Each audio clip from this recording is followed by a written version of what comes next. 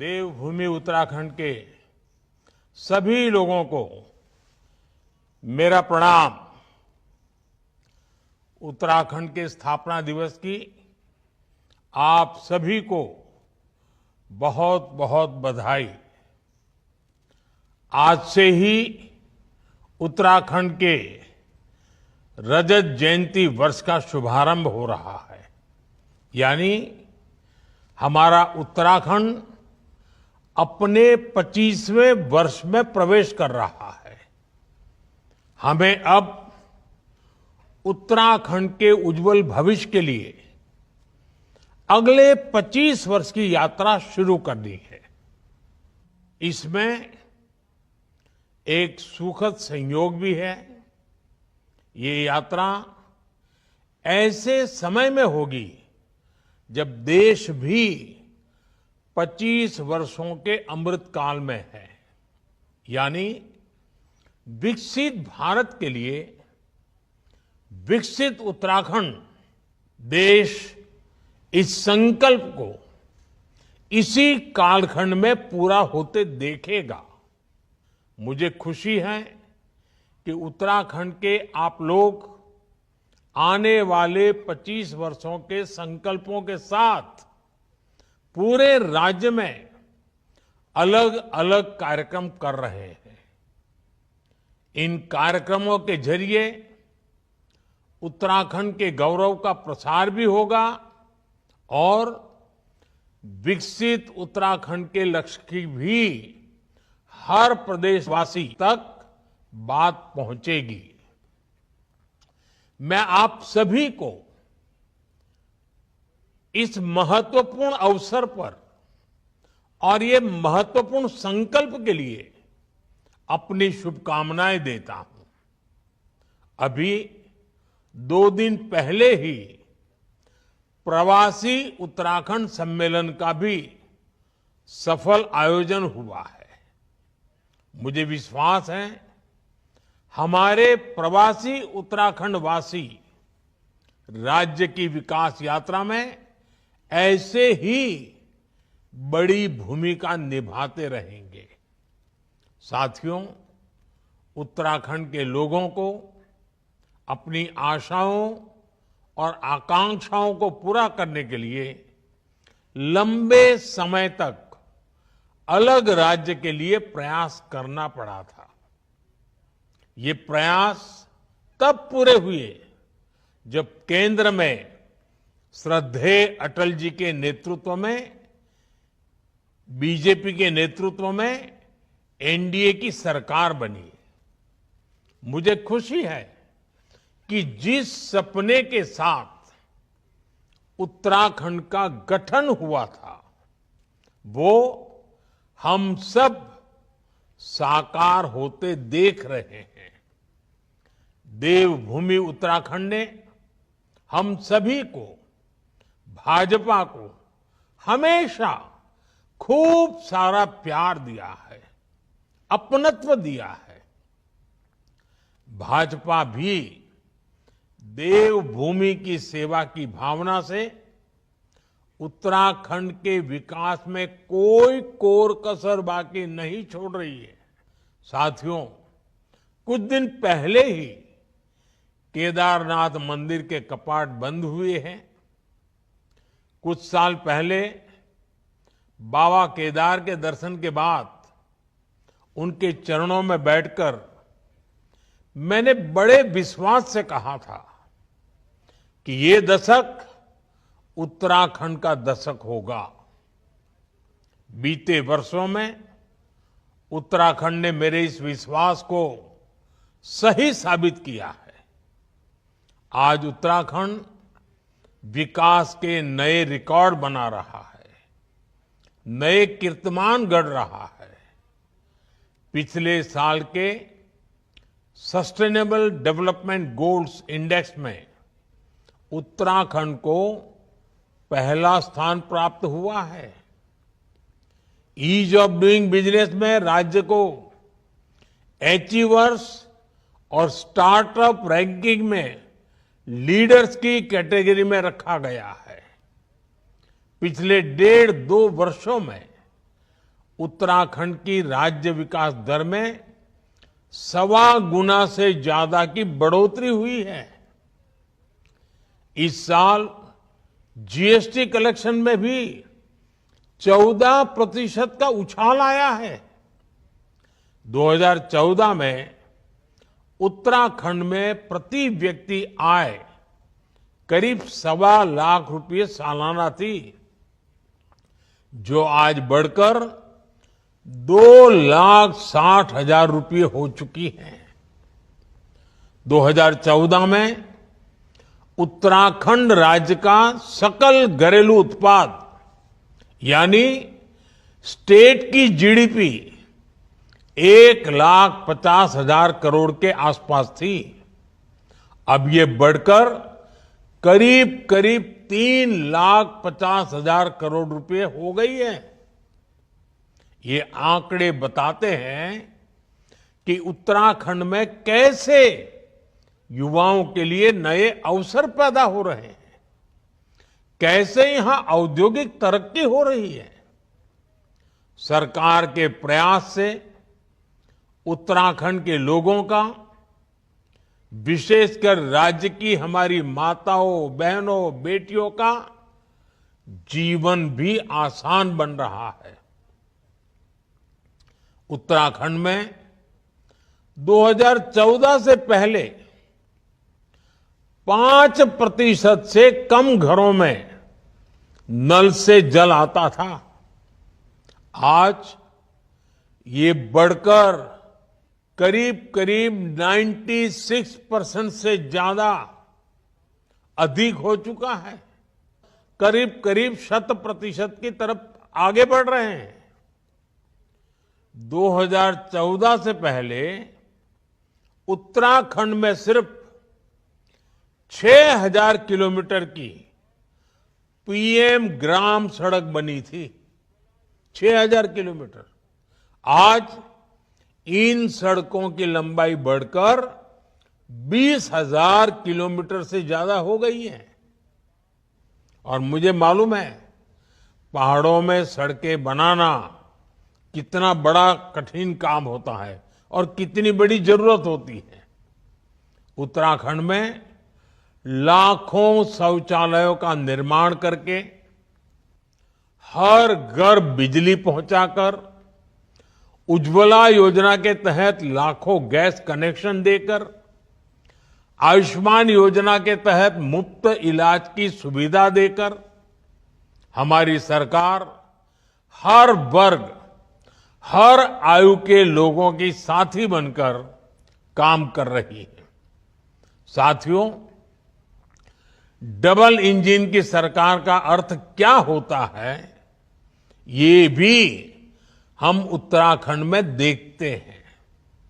उत्तराखंड को केंद्र से पहले जो अनुदान मिलता था, वो आज करीब करीब 2 गुना हो गया है। डबल इंजन की सरकार में ही उत्तराखंड को एम्स के सैटेलाइट सेंटर की सौगात मिली। इसी दौरान देश का पहला drone application research centre Dehradun में खोला गया। उधमसिंह नगर में स्मार्ट इंडस्ट्रियल टाउनशिप बनाने की योजना है।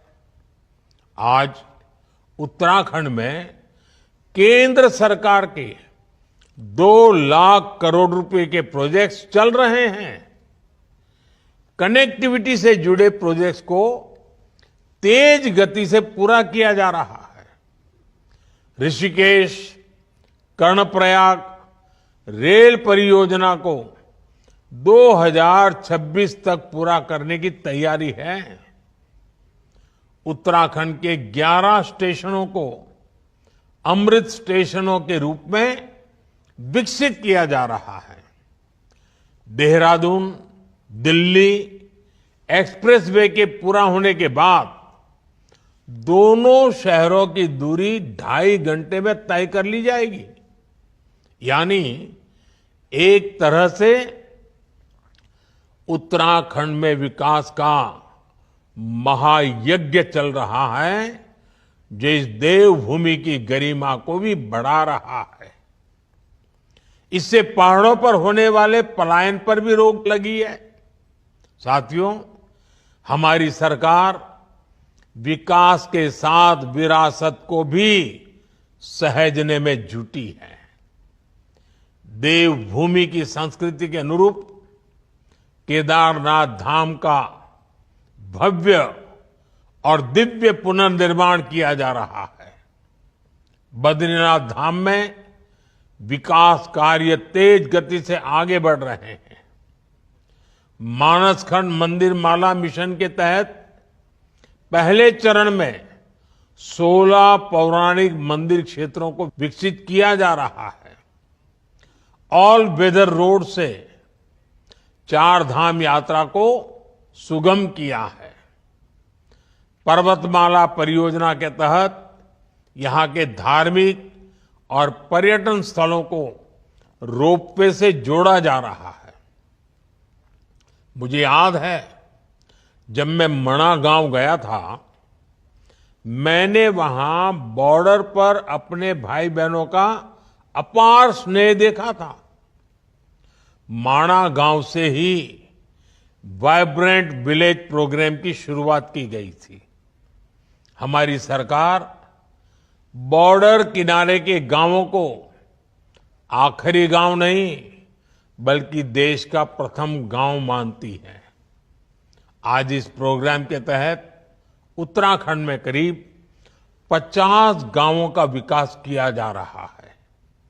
ऐसे ही प्रयासों का परिणाम है कि उत्तराखंड में पर्यटन से जुड़े अवसरों को नई गति मिल रही है। और पर्यटन बढ़ने का मतलब है उत्तराखंड के युवाओं को ज्यादा से ज्यादा रोजगार। अभी कुछ सप्ताह पहले की ही रिपोर्ट है कि इस साल उत्तराखंड में करीब 6 करोड़ पर्यटक और श्रद्धालु पहुंचे हैं।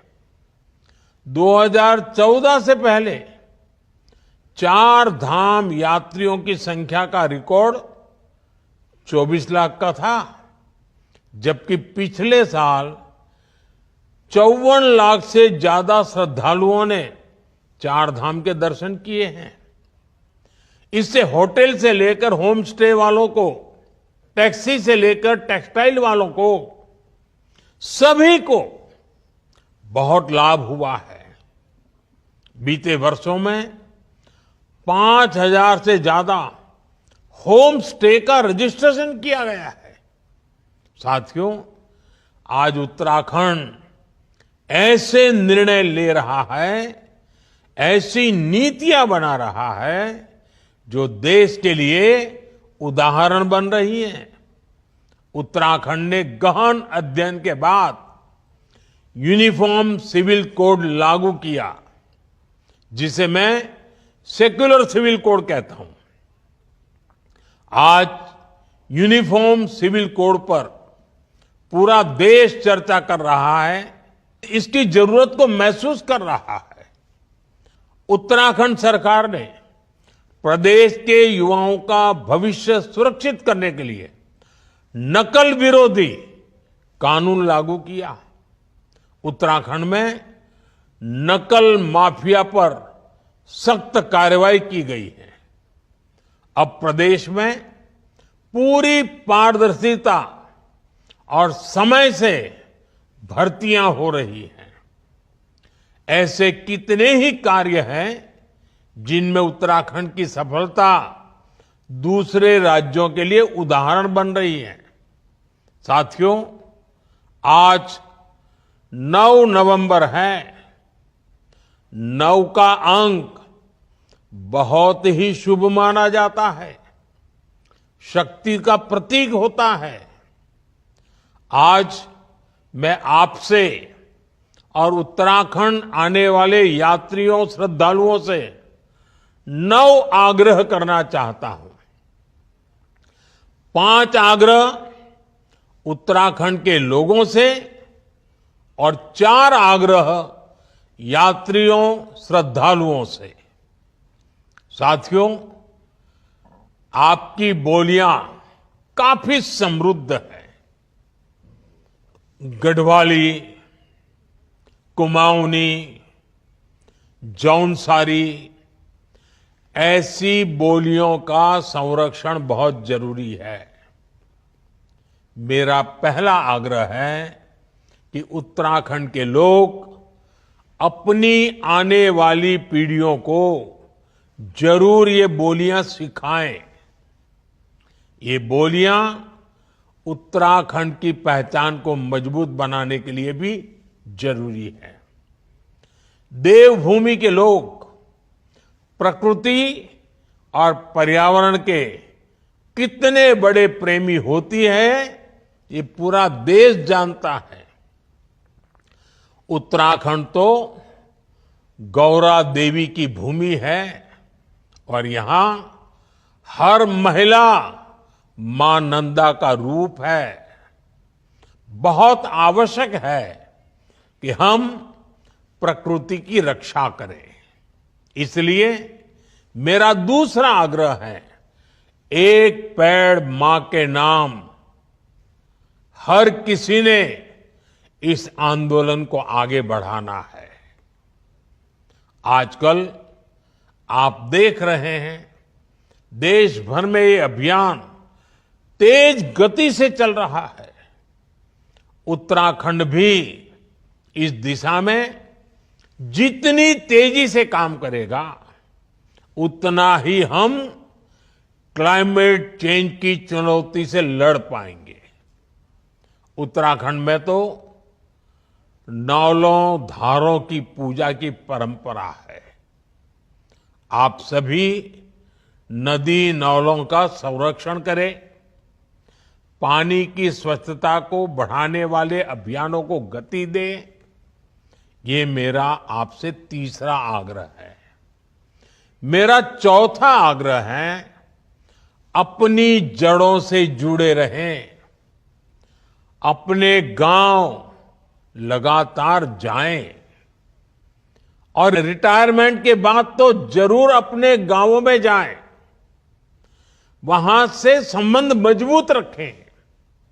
उत्तराखंड के लोगों से मेरा पांचवा आग्रह है, अपने गांव के पुराने घरों, जिन्हें आप तीवरी वाले घर कहते हैं, उन्हें भी बचाएं। इन घरों को भूले नहीं। इन्हें आप होम स्टे बनाकर अपनी आय बढ़ाने का साधन बना सकते हैं। साथियों, उत्तराखंड आने वाले पर्यटकों की संख्या हर साल बढ़ रही है और देश के कोने कोने से आते हैं, विदेशों से आते हैं। मैं आज सभी पर्यटकों से भी 4 आग्रह करूंगा। पहला आग्रह है, जब भी आप हिमालय की गोद में पहाड़ों पर घूमने जाएं, स्वच्छता को सर्वोपरि रखें। इस प्रण के साथ जाएं कि आप सिंगल यूज प्लास्टिक का इस्तेमाल नहीं करेंगे। दूसरा आग्रह है, वोकल फॉर लोकल के मंत्र को वहां भी याद रखें। आपकी यात्रा का जो खर्च होता है, उसमें से कम 5% स्थानीय लोगों के द्वारा उत्पादित किए गए प्रोडक्ट खरीदने में खर्च करें।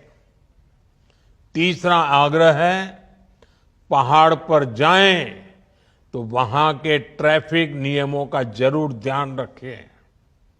सावधान रहें। हर किसी का जीवन अमूल्य है। मेरा चौथा आग्रह है, धार्मिक स्थलों के रीति रिवाजों, वहां के नियम कायदों के बारे में यात्रा से पहले जरूर पता कर ले। वहां की मर्यादा का जरूर ध्यान रखें। इसमें आपको उत्तराखंड के लोगों से बहुत मदद मिल सकती है। उत्तराखंड के लोगों से 5 और उत्तराखंड आने वाले लोगों से मेरे 4 आग्रह देवभूमि के विकास में देवभूमि की पहचान को मजबूत करने में बड़ी भूमिका निभाएंगे। साथियों, हमें उत्तराखंड को प्रगति के पथ पर तेज रफ्तार से आगे बढ़ाना है। मुझे विश्वास है, हमारा उत्तराखंड राष्ट्र के संकल्पों को पूरा करने में इसी तरह महत्वपूर्ण योगदान देता रहेगा। मैं एक बार फिर उत्तराखंड स्थापना रजत जयंती वर्ष की आप सबको बहुत बहुत शुभकामनाएं देता हूं। बाबा केदार आप सभी के जीवन को मंगलमय बनाए। बहुत बहुत धन्यवाद।